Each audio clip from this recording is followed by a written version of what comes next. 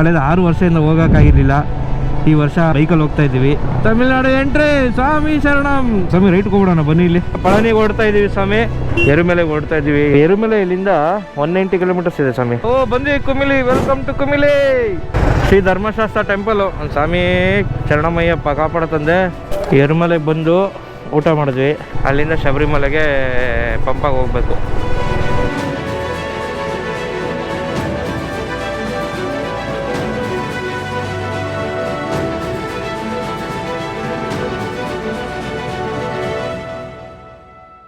Wild mist home stay ಅಂತ.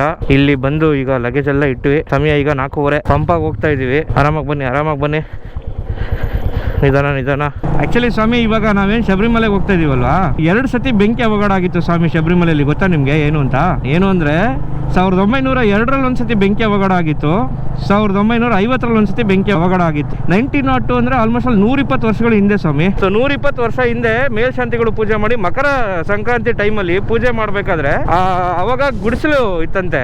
ಆ ಹುಲ್ಲಿನ ಗುಡಿಸಲು ಇದ್ದಾಗ ಮಕರ ಸಂಕ್ರಾಂತಿ ಟೈಮಲ್ಲಿ ಬೆಂಕಿ ಕಿಡಿ ಹುಲ್ಲಕ್ಕೆ ತಾಕಿ ಇಡೀ ದೇವಸ್ಥಾನ ಬೆಂಕಿ ಬಿದ್ಬಿಡ್ತಂತೆ ಸ್ವಾಮಿ. ಕ್ಷಣದಲ್ಲೇ ಪೂರ್ತಿ ದೇವಸ್ಥಾನ ಎಲ್ಲ ಹತ್ಕೊಂಡು ಉರಿಯಕ್ಕೆ ಶುರು ಆಯ್ತಂತೆ. ಸೊ ಅದಕ್ಕೆ ಅವರು ಅಯ್ಯಪ್ಪನ ವಿಗ್ರಹ ತಗೊಂಡು ಓಡಿದ್ರಂತೆ. ಇದು ಭಸ್ಮ ಕೂಡ ಯಾವ್ದೋ ಗೊತ್ತಿಲ್ಲ, ಒಟ್ಟಿನಲ್ಲಿ ಹತ್ತಿರದಲ್ಲೇ ಇದ್ದಂತಹ ನೀರ್ ಹತ್ರ ಹೋಗ್ಬಿಟ್ಟು ಆರ್ಬಿಟ್ರಂತೆ ಸ್ವಾಮಿ ನೀರಿಗೆ. ಅವಾಗ ಅಲ್ಲಿದ್ದ ಭಕ್ತರು ಇವರೆಲ್ಲ ಸೇರಿ ಅವ್ರನ್ನ ಬಿಡಿಸಿದ್ರಂತೆ. ಅಂದ್ರೆ ಆ ಸ್ವಾಮಿಗಳಿಗೆ ಎಷ್ಟು ಭಕ್ತಿ ಇರ್ಬೇಕು ನೋಡಿ ಅಯ್ಯಪ್ಪನ್ ಕಂಡ್ರೆ ಆಯ್ತಾ. ಅವಾಗ ಪೂರ್ತಿ ಸುಟ್ಟು ಕರ್ಕಲಾದಾಗ ಅವಾಗಿದ್ದಂತಹ ರಾಜರು ಯಾರೋ ವುಡ್ಡಲ್ಲಿ ದೇವಸ್ಥಾನ ಮಾಡಿಸ್ಕೊಟ್ಟಿದ್ರಂತೆ.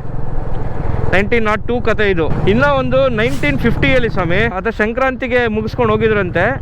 ಫೆಬ್ರವರಿಗೋ ಮಾರ್ಚ್ಗೋ ಬಂದವರು ಆ ಮಂತ್ ಪೂಜೆ ಓಪನ್ ಆಗುತ್ತಾ, ತಿಂಗಳು ಪೂಜೆ ಓಪನ್ ಆಗುತ್ತಲ್ವಾ, ಬಂದು ನೋಡಿದ್ರೆ ಮೆಟ್ಲು ಮೇಲೆಲ್ಲ ಕೊಡ್ಲಿ ಮಾರ್ಕ್ ತರ ಏನೋ ಮಾಡಿದ್ರಂತೆ. ಮತ್ತೆ ವುಡ್ಡಲ್ಲಿ ದೇವಸ್ಥಾನ ಕಟ್ಟಿದ್ರಲ್ಲ, ಮರದ ದೇವಸ್ಥಾನದ ಸುತ್ತ ಎಲ್ಲ ಒಡೆದು ಅದನ್ನ ಹಾಳು ಮಾಡಕ್ ಟ್ರೈ ಮಾಡಿ ದೇವಸ್ಥಾನದ ಒಳಗಡೆ ಇದ್ದಂತಹ ವಿಗ್ರಹಕ್ಕೆ ಚ್ಯುತಿ ಮಾಡಿದ್ರಂತೆ ಸ್ವಾಮಿ.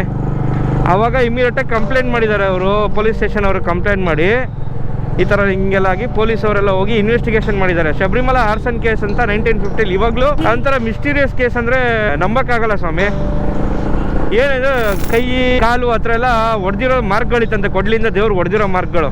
ಆಮೇಲೆ ಏನು ಮಾಡಿದ್ದಾರೆ, ಅದು ಇನ್ವೆಸ್ಟಿಗೇಷನ್ ಎಲ್ಲ ಮಾಡಿ ಸ್ವಾಮಿಗಳು ಇನ್ವೆಸ್ಟಿಗೇಷನ್ ರಿಪೋರ್ಟ್ ಪ್ರಕಾರ ಅಲ್ಲಿ ಹಾಕ್ತೀನಿ ಬೇಕಂದ್ರೆ ಈ ಸುತ್ತಮುತ್ತ ಯಾರೋ ಒಂದಿಬ್ರು ಬೇಟೆ ಆಡೋಕೆ ಬಂದಿದ್ದವರು ಕ್ರಿಶ್ಚಿಯನ್ ಕಮ್ಯುನಿಟಿ ಅವರು ಅಂತ ಅನ್ಸುತ್ತೆ ಮೋಸ್ಟ್ಲಿ. ಅವರು ಬೇಟೆ ಆಡೋಕೆ ಬಂದಿದ್ದಾಗ ಇದನ್ನ ಹಾಳು ಮಾಡಕ್ಕೆ ಟ್ರೈ ಮಾಡಿದ್ದಾರೆ, ದೇವಸ್ಥಾನನ ಹಾಳು ಮಾಡಕ್ಕೆ ಟ್ರೈ ಮಾಡಿದ್ದಾರೆ ಅಂತ ಇನ್ವೆಸ್ಟಿಗೇಷನ್ ರಿಪೋರ್ಟಲ್ಲಿ ಬರೀತಾರೆ. ಅದಕ್ಕೆ ಕಾರಣ ಏನಿರ್ಬೋದು ಅಂತಂದರೆ, ಒಂದು ಕಾರಣ ಸುತ್ತಮುತ್ತಲ ಸುಮಾರು ಚರ್ಚ್ಗಳೆಲ್ಲ ಇದ್ದಾವೆ. ಸೊ ಆ ಸುತ್ತಮುತ್ತ ಏರಿಯಾ ಹಿಂದೂಗಳು ಕಂಟ್ರೋಲಲ್ಲಿ ಹೋಗ್ಬೋದು, ಅದು ನಮ್ಮ ಕಂಟ್ರೋಲಿಗೆ ಬರಬೇಕು ಅನ್ನೋ ಒಂದು ಆಲೋಚನೆಯಲ್ಲಿ ಹಾಳು ಮಾಡಕ್ಕೆ ಟ್ರೈ ಮಾಡಿದ್ದಾರೆ. ಆಮೇಲೆ ಅವಾಗಿದ್ದಂತಹ ರಾಜ ಅವರು ಸ್ವಾಮಿಗಳು ಏನ್ ಮಾಡಿದ್ರು ಅಂತಂದ್ರೆ, ಬಂದು ಇದನ್ನ ನೋಡಿ ಪಂಚಲೋಹದ್ದು ವಿಗ್ರಹ ಮಾಡಿಸಿ ಮರು ಪ್ರತಿಷ್ಠಾಪನೆ ಮಾಡಿಸ್ತಾರೆ ಅಯ್ಯಪ್ಪನ. ಇವಾಗ ಏನು ನಾವು ಸನ್ನಿಧಾನದಲ್ಲಿ ನೋಡ್ತೀವಿ ಅಯ್ಯಪ್ಪ ವಿಗ್ರಹ, ಅದು ಮರು ಪ್ರತಿಷ್ಠಾಪನೆ ಆಗುತ್ತೆ. ಅದರ ಸಲುವಾಗಿ ಪ್ರತಿಷ್ಠಾಪನಾ ಡೇ ಅಂತ ಅಂದ್ಬಿಟ್ಟು ಇವಾಗ್ಲೂ ಕಾರ್ಯಕ್ರಮ ಮಾಡ್ತಾರೆ ಪ್ರತಿ ವರ್ಷ. ಈ ಪ್ರತಿಷ್ಠಾಪನಾ ಡೇ ಅಂತಂದ್ರೆ ಏನು ಅಂತ ಈ ಹಿಸ್ಟ್ರಿ ಹುಡ್ಕಕ್ಕೆ ಹೋದಾಗ ಸಿಕ್ಕಿದಂತಹ ಡೀಟೇಲ್ಸ್ ನನಗಿದು. ನಿಲಕ್ಕಲ್ ಪಂಪಾ ಶಬರಿಮಲಾ 27 ಕಿಲೋಮೀಟರ್ಸ್ ನೋಡಿ. ನಿಲಕ್ಕಲ್ ಬಂದ್ವಿ ಇವಾಗ. ನಿಲಕ್ಕಲ್ ಮಹಾದೇವ ಟೆಂಪಲ್ ಇದೆ, ಬೇಸ್ ಕ್ಯಾಂಪ್ ನೋಡಿ ಇಲ್ಲಿ ಮೇಲ್ಗಡೆ. ನಿಲಕ್ಕಲ್ ಬೇಸ್ ಕ್ಯಾಂಪ್.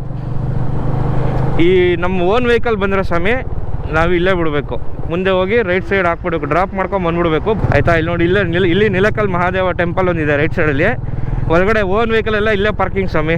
ಅಲ್ಲಿ ಗಾಡಿ ಹಾಕಿ ಪಾರ್ಕಿಂಗ್ ಮಾಡಿ ಈ ಕೆಂಬಸ್ ಇದೆ ಸ್ವಾಮಿ ನಿಲಕ್ಕಲ್ ನೋಡಿ ಮುಂದೆ ಹೋಗ್ತಾರೆ. ಆನವಂಡಿ ನೋಡಿ, ಇದು ಆನವಂಡಿ ಇದು. ಸ್ವಾಮಿ ಶರಣ. KSRTC Pampa KSRTC bus stand ಇದು ನೋಡಿ. ಇಲ್ಲೆಲ್ಲ ಕಾರ್ ಹಾಕ್ಬಾರ್ದು ಅಂದ್ಬಿಟ್ಟು ಪಾರ್ಕಿಂಗು ಅಡ್ಡ ಹಾಕ್ಬಿಟ್ಟವ್ರೆ. ಅಲ್ಲಿ ರೈಟ್ ಸೈಡಲ್ಲಿ ಹರಿತದೆ ಸ್ವಾಮಿ ನದಿ. ಸ್ವಾಮಿ ಫೈನಲಿ ಪಂಪಾಗಿ ಬಂದ್ವಿ. ಪಂಪ ತ್ರಿವೇಣಿ ಸ್ವಾಮಿ ಇಲ್ಲಿಂದ ನೋಡಿ ಬೈಕು.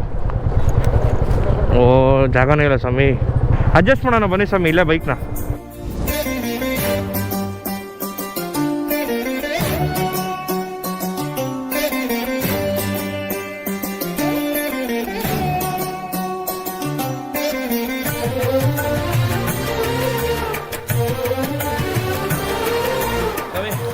ಅಯ್ಯಪ್ಪ ಸ್ವಾಮಿ ಪಂಜಳ ರಾಜರಿಗೆ ಸಿಕ್ಕಿದ ಜಾಗ ಇದೆ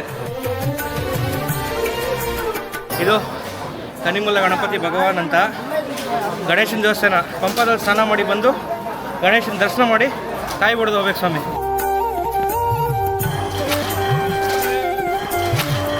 ಕನ್ನಿಮೂಲ ಗಣೇಶನ ದೇವಸ್ಥಾನದಿಂದ ಮುಂದೆ ಬಂದರೆ ಈ ಶೆಡ್ ಥರ ಇರೋ ಜಾಗದಲ್ಲಿ ನಾವು ಆನ್ಲೈನಲ್ಲಿ ಬುಕ್ ಮಾಡ್ಕೊಂಡಿರುವಂಥ ಟಿಕೆಟ್ಗಳನ್ನು ಚೆಕ್ ಮಾಡ್ತಾರೆ. ಟಿಕೆಟ್ನ ಸ್ಕ್ಯಾನ್ ಮಾಡಿ ಅಲ್ಲಿಂದ ಮುಂದೆ ಕಳಿಸ್ತಾರೆ. ಅಲ್ಲಿಂದ ಬೆಟ್ಟ ಹತ್ತೋಕೆ ಶುರು ಮಾಡ್ತೀವಿ. பள்ளிக்கட்டு சபரிமலைக்கு கல்லும் முள்ளும் காலுக்கு மெத்தை சுவாமியே ஐயப்போ ஐயப்போ ಸ್ವಾಮಿಯೇ. ಬೆಟ್ಟ ಹತ್ತಬೇಕಾದ್ರೆ ನಮಗೆ ಮೊದಲು ಸಿಗೋದು ನೀಲಿಮಲೆ ಬಾಟಮ್. ನೀಲಿಮಲೆ ಬಾಟಮ್ ಅಂದ್ರೆ ನೀಲಿಮಲೆ ಬೆಟ್ಟದ ತಪ್ಪಲು ಅಂತ. ಅಲ್ಲಿಂದ ಮೇಲೆ ಹತ್ಕೊಂಡೋದ್ರೆ ನಮ್ಗೆ ನೀಲಿಮಲೆ ಟಾಪ್ ಅಂದ್ರೆ ನೀಲಿಮಲೆಯ ಬೆಟ್ಟದ ತುತ್ತ ತುದಿ. ಆ ತುತ್ತ ತುದಿಯೇ ಅಪ್ಪಾಚಿ ಮೇಡು ಅನ್ನೋ ಮುಂದಿನ ಬೆಟ್ಟದ ಬಾಟಮ್. ಅಪ್ಪಾಚಿ ಮೇಡು ಬೆಟ್ಟ ಹತ್ತಿ ಮುಂದಕ್ಕೆ ಹೋದ್ರೆ ನಮಗ್ ಸಿಗೋದೆ ಶಬರಿ ಪೀಠ.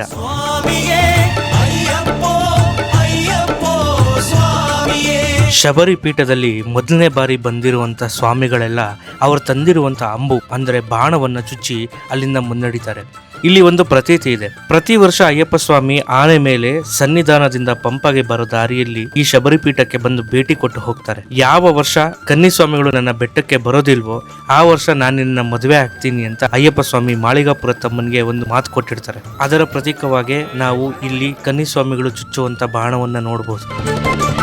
ಆ ಶಬರಿ ಪೀಠದಿಂದ ನಾವು ಮುಂದಕ್ಕೆ ನಡೆಯೋದೇ ಸನ್ನಿಧಾನದ ಕಡೆಗೆ.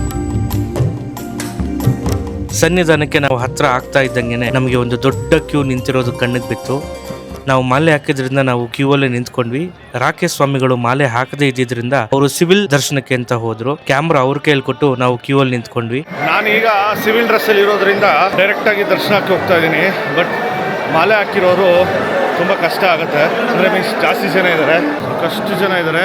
ಇಲ್ಲಿಂದ ಅಲ್ಲಿವರೆಗೂ ಸುಮಾರು ಗಂಟೆಗಳು ಹಿಡಿತು ನಮಗೆ ಕ್ಯೂ ಅಲ್ಲಿ ನಿಂತ್ಕೊಂಡು ನಾವು ದೇವ್ರನ್ನ ಇವಾಗ ನೋಡ್ತೀವಿ ಅವಾಗ ನೋಡ್ತೀವಿ, ಆ ಬಂಗಾರದ ಪಡಿಯನ್ನ ನಾವು ಇವಾಗ ಹತ್ತೀವಿ ಅವಾಗ ಹತ್ತೀವಿ ಅಂತ ಕಾಯ್ತಾ ಕೊನೆಗೆ ಹರಿವರಸ ನಮ್ ಹಾಕೇ ಬಿಟ್ರು.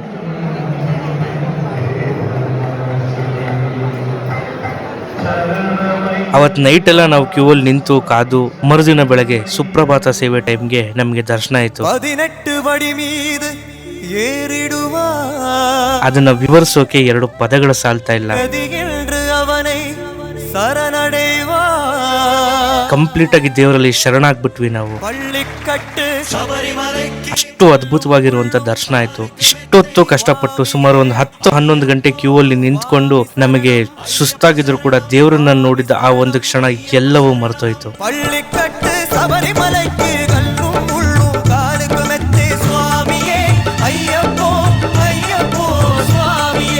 ಅಲ್ಲಿಂದ ಆಚೆ ಬಂದು ದೇವಸ್ಥಾನದ ಪಕ್ಕದಲ್ಲಿ ಇರುಮುಡಿನ ತೆಗೆಸ್ಬೇಕಿತ್ತು. ಇರುಮುಡಿನ ಬಿಚ್ಚೋಕೆ ಯಾರಾದ್ರೂ ಗುರುಸ್ವಾಮಿಗಳ ಅವಶ್ಯಕತೆ ಇತ್ತು. ಅಲ್ಲೇ ನಾವು ಕೂತಿದ್ದಾಗ ನಮ್ಗೆ 2 ತಮಿಳ್ನಾಡಿನ ಗುರುಸ್ವಾಮಿಗಳು ಸಿಕ್ಕಿದ್ರು. ಅವರು ಇರುಮುಡಿ ಬಿಚ್ಚಿದ್ರು. ನಾವು ನಮ್ಮ ಇರುಮುಡಿ ಬಿಚ್ಚಿಕೊಡ್ತೀರಾ ಅಂತ ಕೇಳಿದಕ್ಕೆ ಅಷ್ಟೇ ಪ್ರೀತಿಯಿಂದ ಬನ್ನಿ ಸ್ವಾಮಿ ಅಂತ ತಗೊಂಡು ಇರುಮುಡಿನ ಬಿಚ್ಚಿ ನಮ್ಗೆ ಆಶೀರ್ವಾದ ಮಾಡಿಕೊಟ್ಟು ಹೋದ್ರು.